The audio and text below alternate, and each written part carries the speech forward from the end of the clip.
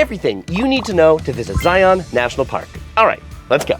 The first thing you should know is just some general information about Zion National Park. It is the third most visited national park in the USA, right after the Grand Canyon, with just about 5 million people that visit this national park annually. Now, what's really different about this park versus the Grand Canyon is that the Grand Canyon, you stand on the top and you look in, but at Zion, you spend most of your time in the bottom looking up at these cliffs. These cliffs are 3,000 foot tall cliffs, and the canyon is not very wide. Like at the Grand Canyon, it's like 18 miles wide. Here, this canyon can be as narrow as 30 feet. Yes, one of the popular hikes here is called the Narrows, where you actually walk through the river, where it gets 30 feet wide, minutes of sunshine a day, and you can really feel how tall these cliffs are. This is not a super high elevation park. When you're at the bottom of the canyon, the elevation is about 3,600 feet, and the highest elevation is at about 9,000 feet. But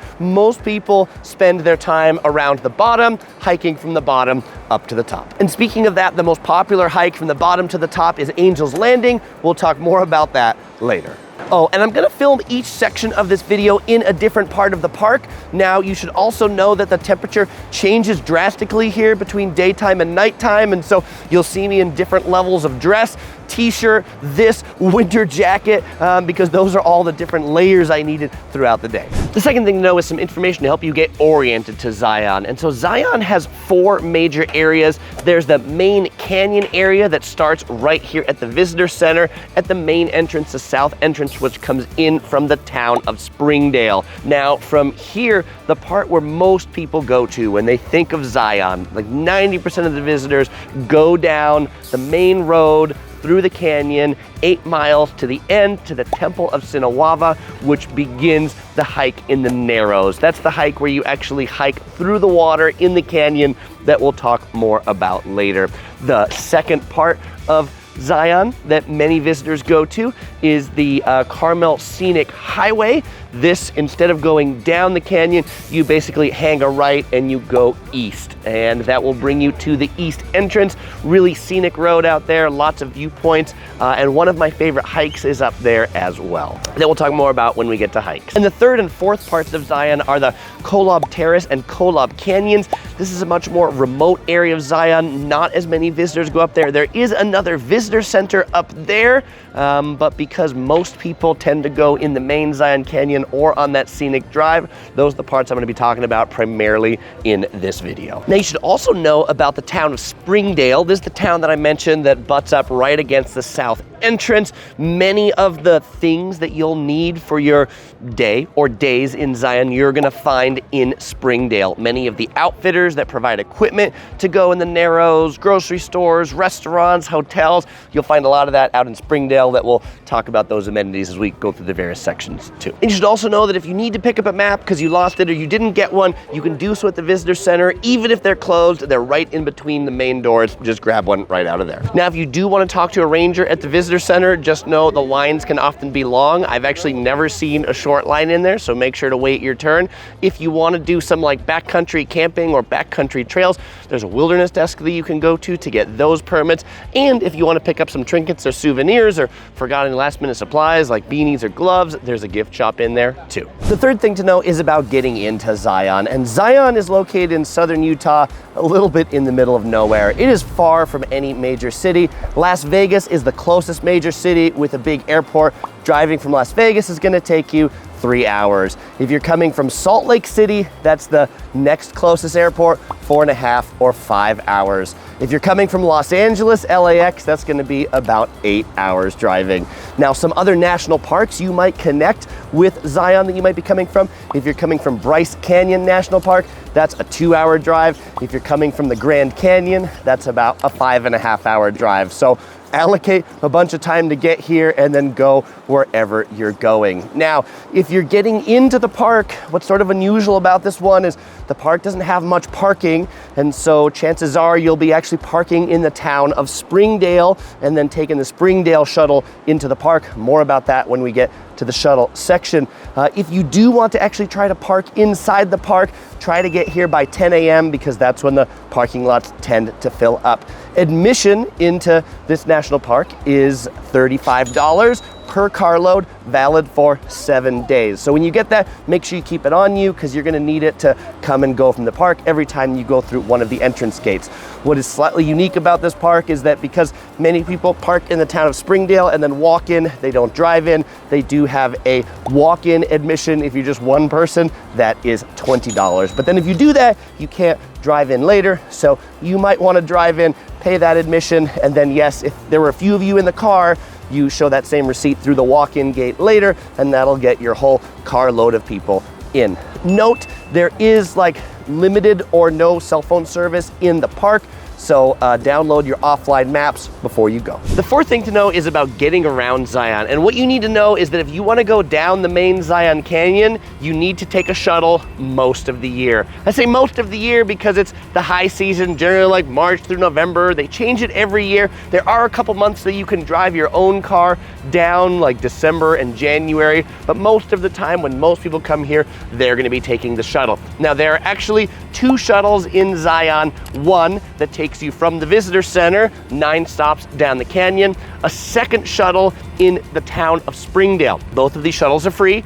The town of Springdale shuttle is because there simply is just not enough parking in the national park to get on the shuttles within the national park. The primary parking area is right at the visitor center. It's a pretty big parking lot, but it fills up pretty early in the morning. And so if parking is full at the visitor center and it's full at the museum, which is an alternate shuttle stop, then you'll need to park in the town of Springdale. Parking in the town of Springdale, not free. Metered parking along the sides of the roads. Many of the hotels or businesses also have paid parking lots. And then if you are close in Springdale, you can just walk in to Zion.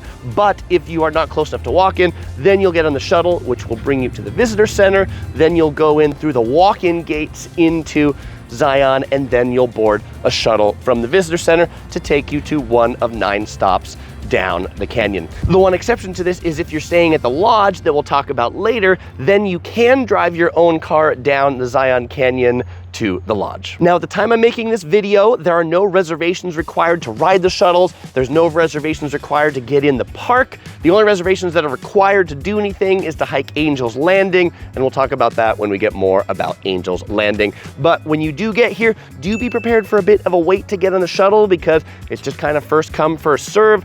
You know, expect anywhere from 15 to 45 minutes to wait to get on the shuttle. Once you get in the park, it's pretty good. The shuttles will stop generally both ways on most stops. There are some stops that they only stop in one direction, so do be attention of kind of try where you're trying to go to.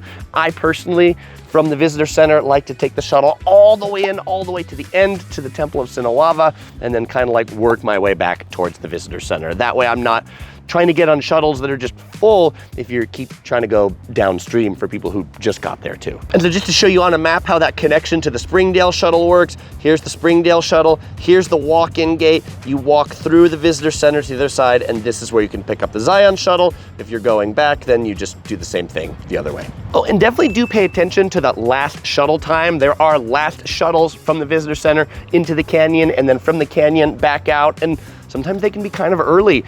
Today, I'm here in the winter, the last shuttle into the canyon, 3:30 p.m. And so what can you do if you can't get on a shuttle to get into the canyon? Well, your other way you can get into the canyon is ride a bike. You can get a bike, you can rent a bike, and you can ride bikes down that main canyon road as well.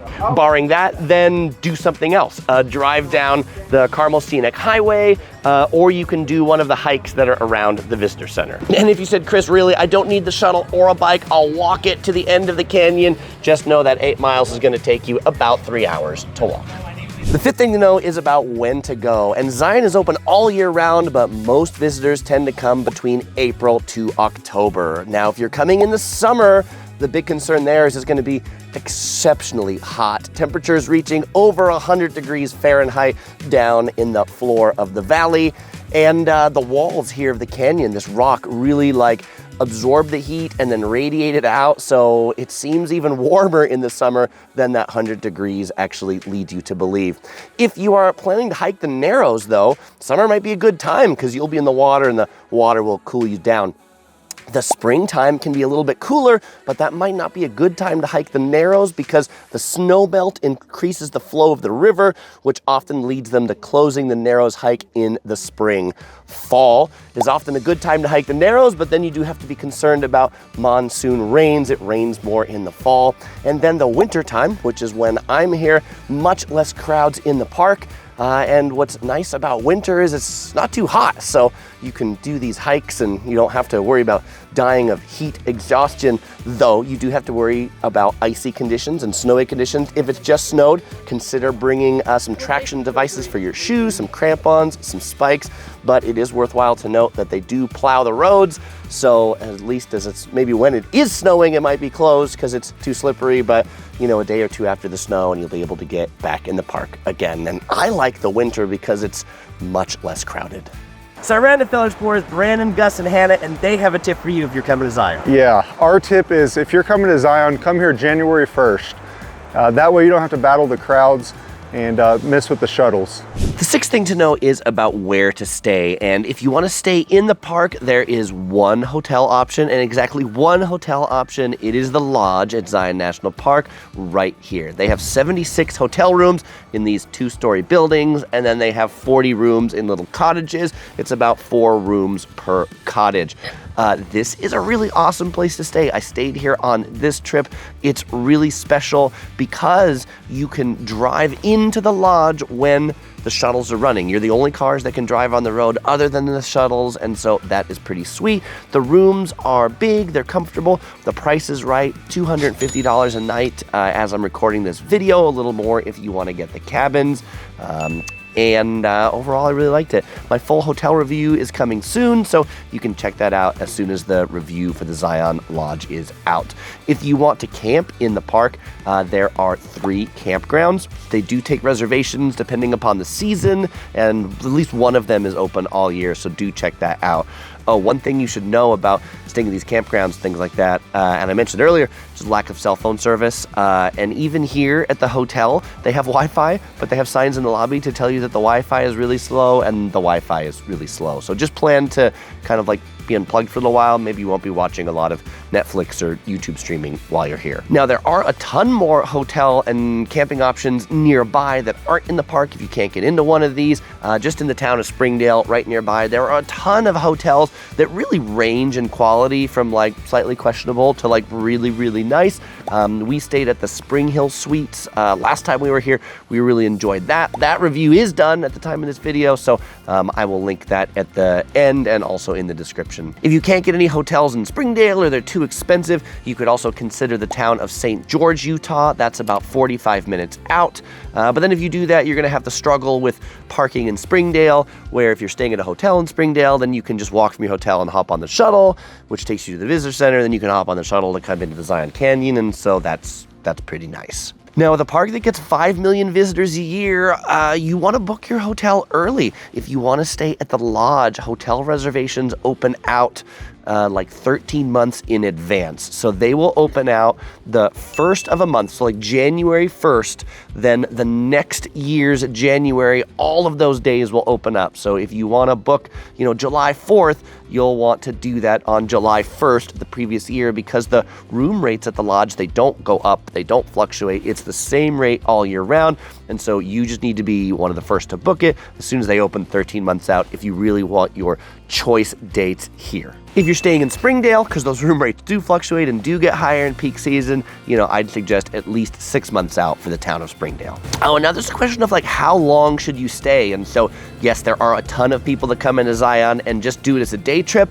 Honestly, if you just do it as a day trip and you don't stay here, I feel like you're cheating yourself, because like the shuttle ride itself, it's like 80 minutes round trip just to get from the visitor center down to the end of the canyon and back. And so there's so much to see with so little time and only a day trip. So I would encourage you to spend at least one night here. That's how much I'm spending on this trip. I spent one night in this lodge.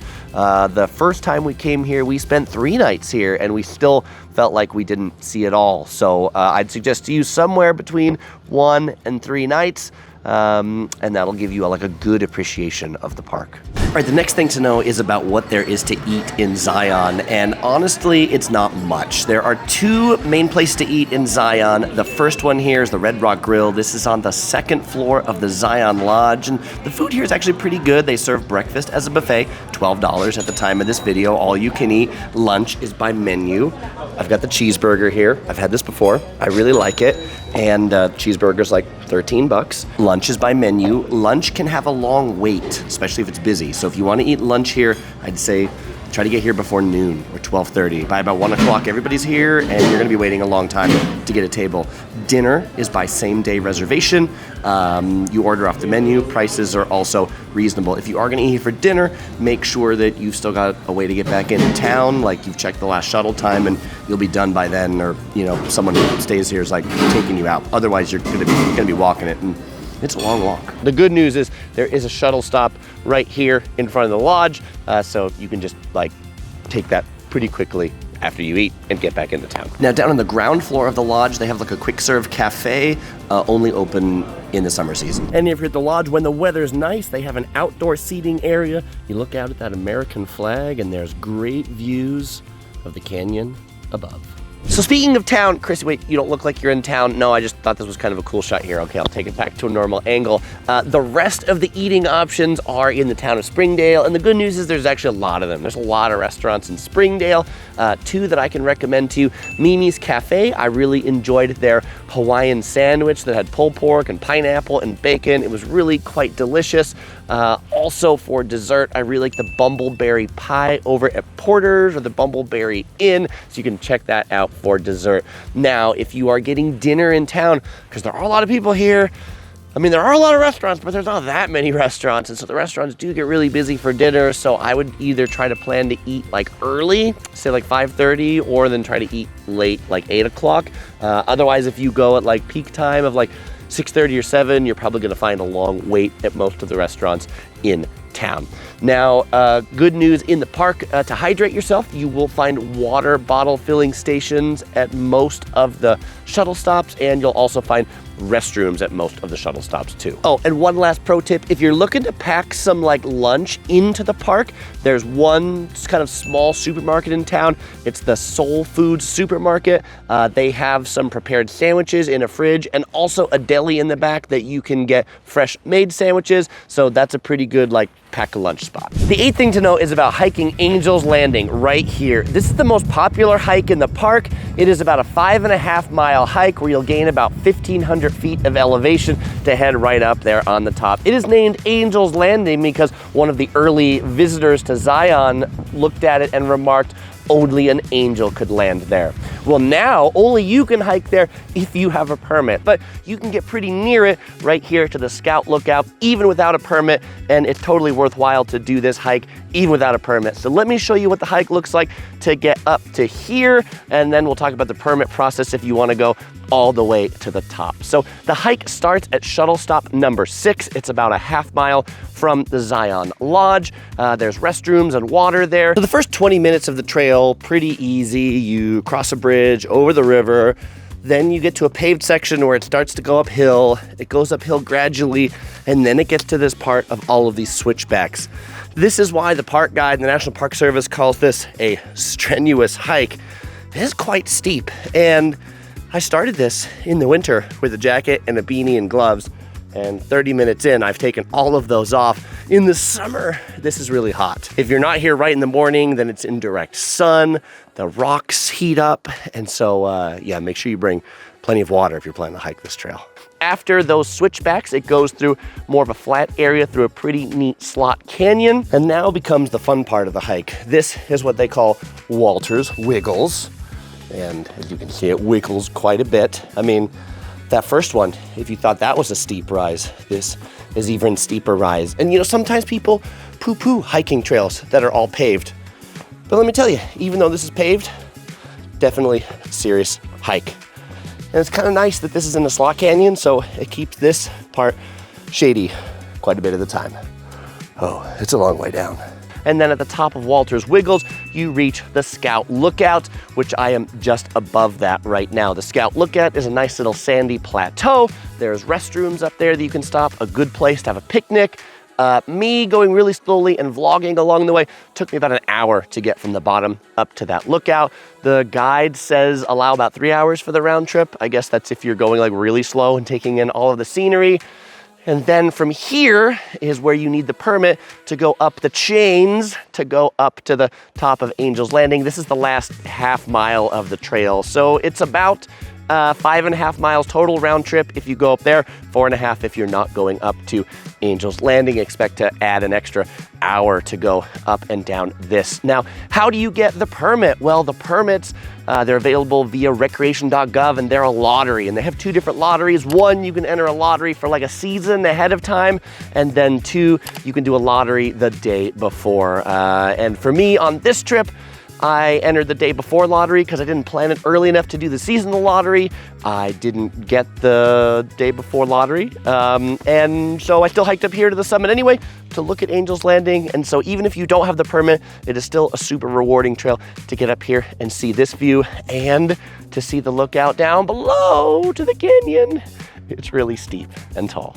Oh, and your adventure doesn't have to stop at the Scout Lookout Trail here. The West Rim Trail continues this way to quite a number of other destinations. Another cool thing to do here is watch the sunrise or the sunset. Now this one's a little bit tricky, particularly if you're doing it in the canyon, because you can't just like Google sunrise or sunset time and figure out when you're gonna see the sun. I mean, the sun does rise at the time that it always does, but it is 10 a.m. here and I'm on the trail up to Angel's Landing, and you can see here the sun is starting to rise over that canyon wall and lighting up this canyon wall. So definitely as you're out in the canyon, you know, kind of like late morning, you'll start to see these sorts of things. So do pay attention to it, watch it.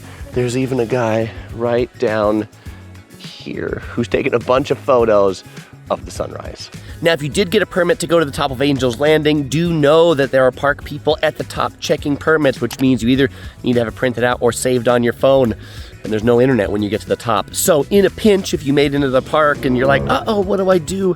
The Zion Lodge has guest internet for everybody. It's just one shuttle stop before Angel's Landing. So if you're in the park and you remember and you're like, darn it, we forgot to print it out, we didn't take a screenshot, come to the lodge, get on the guest Wi-Fi, do that, Zion Lodge, where it's at. And the 9th thing to know is about the Narrows. This is the 2nd most popular serious hike in the park. It starts at the end of the river walk at the Temple of Sinawava stop, and from here where the sidewalk ends and where the river begins is where this hike begins. This hike goes down the canyon this way up to 5 miles. How do you do that? How do you walk in the water? Well, you rent gear to walk in the water. If you're coming in the winter, then you'll actually rent kind of like a dry suit. It's not a full dry suit, but it's sort of like fancy overalls and some special boots to help you not slip, and a stick so that you can find a good footing, because people often describe this hike as walking on wet bowling balls. If you're coming in the summer,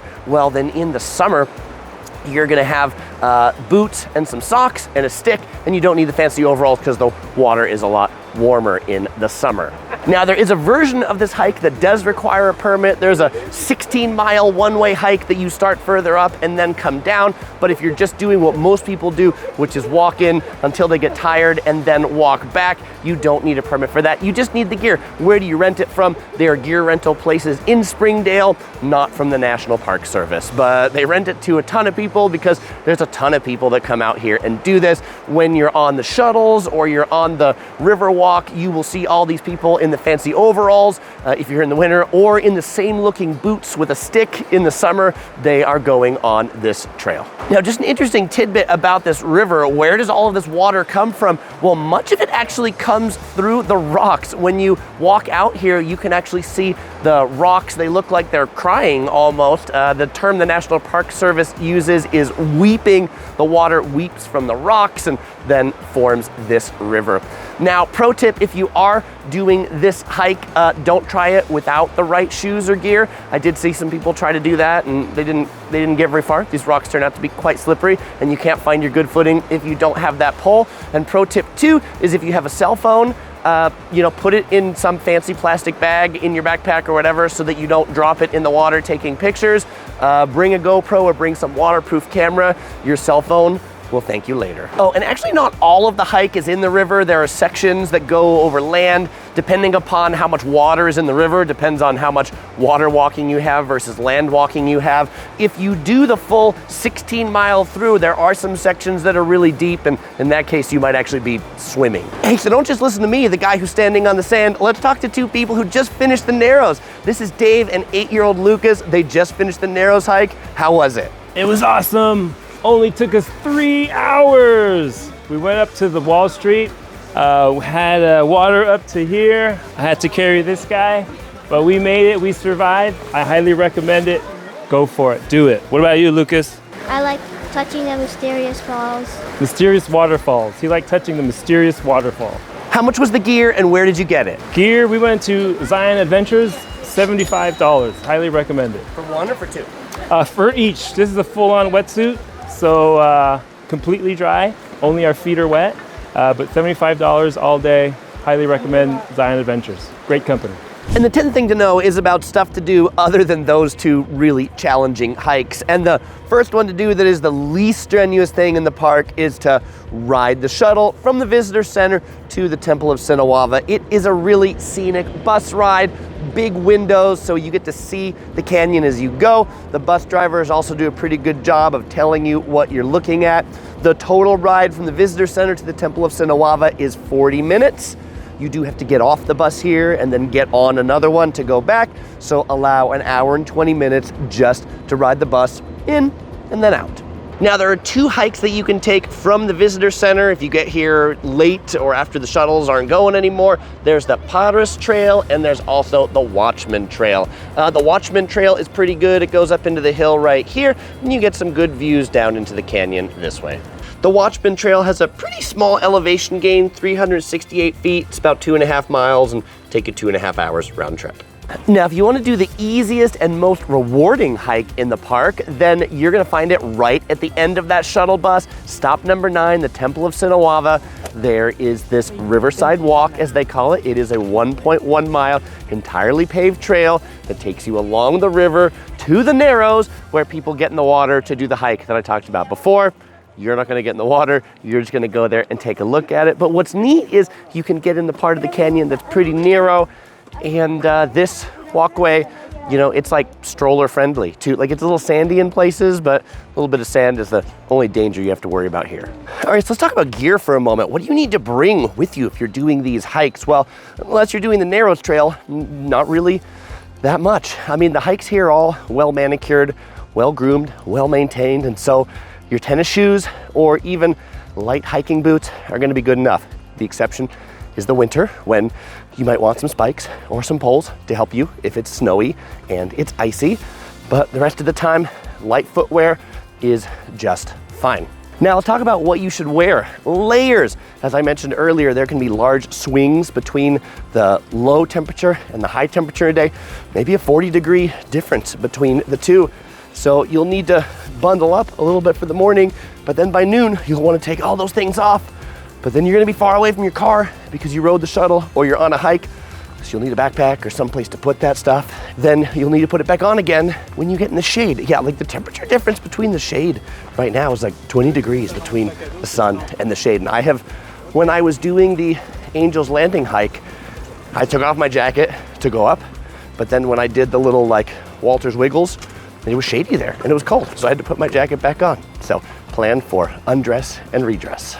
And I think what's really cool about walking this trail is just how close to these cliffs you get. I mean, to see those 3,000-foot cliffs from so close, like, really makes you feel the immensity. And as you walk, like, the further you walk this way, the narrower and narrower the canyon gets. But for the truly lazy who don't want to go thousands of feet of elevation climbing, the Canyon Overlook Trail, this one, it's on Route 9 just outside of the tunnel, and you can get some pretty impressive views of the canyon down below. And it's only about a mile round trip hike from the parking lot. Now, some other things to do. If you like horseback riding, you can actually ride a horse through Zion. You can organize those through the Zion Lodge. It's $50 for 1 hour or 3 hours for $100. You do have to make a reservation, and those are also in the spring, summer, and fall season. At nighttime, the stars up there, they're amazing. I'd show them to you, but my camera's not that good, but it's really dark here. And so look up at night and see some amazing stars. The rangers also offer a bunch of ranger-led programs. You can take like ranger tours and walks.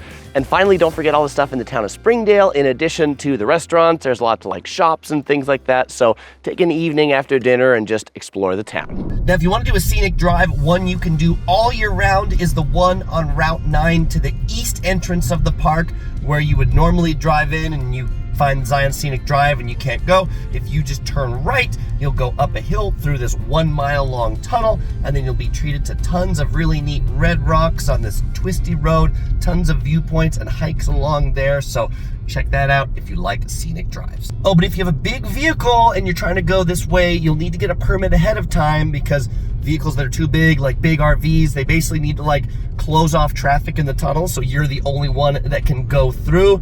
And so if you do have a big vehicle, make sure you get that permit ahead of time. And the last thing to know is I've got more videos. If you want to check out my review of the Spring Hill Suites, I'll put it right here. The Zion Lodge one, it's done right over here. If you're going to the Grand Canyon, you might enjoy this guide, or Bryce Canyon right here. Links are also in the description below.